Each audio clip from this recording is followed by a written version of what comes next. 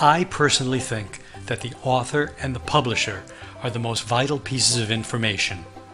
The reasons for this are obvious to teachers, but not to students. Clearly, we are worried about students using ideas that are created by reliable people and distributed by authoritative organizations. I can't tell you how often I see students who were allowed in the past to use only a web address as a citation.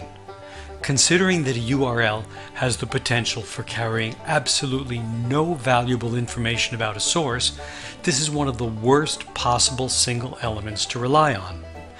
The most common problem I see when students conduct their own research is that they don't pay enough attention to what the source was, who wrote it, and where it was published, and that's because they sometimes misunderstand why we cite sources. When I ask students to explain why they need to cite sources, they invariably state that it's to avoid plagiarism and so avoid punishment.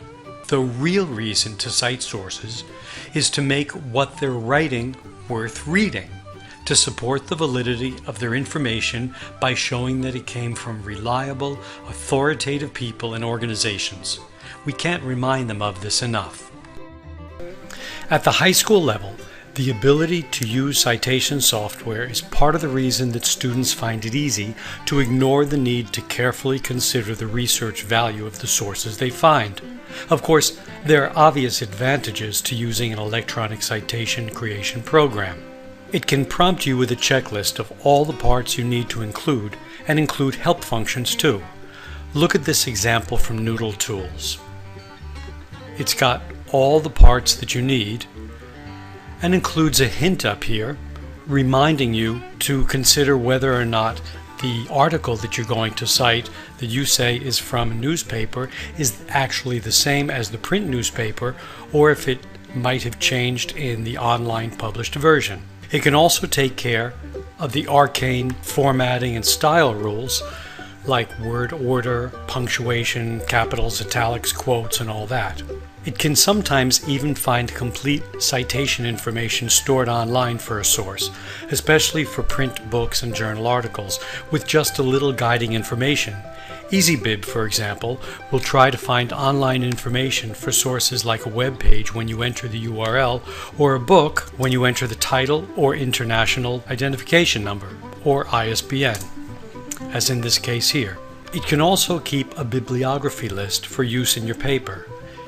It might also allow you to create notes and link the citations to the notes. It might create the format for a paper and manage notes and citations in the paper. But there are some clear disadvantages.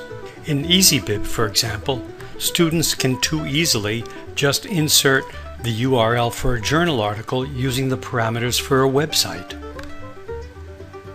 And the results are really inaccurate. It can allow students to create completely inaccurate automatic citations by inserting URLs from web materials. Look what happens, for example, when we just plug in this URL from an online newspaper into EasyBib.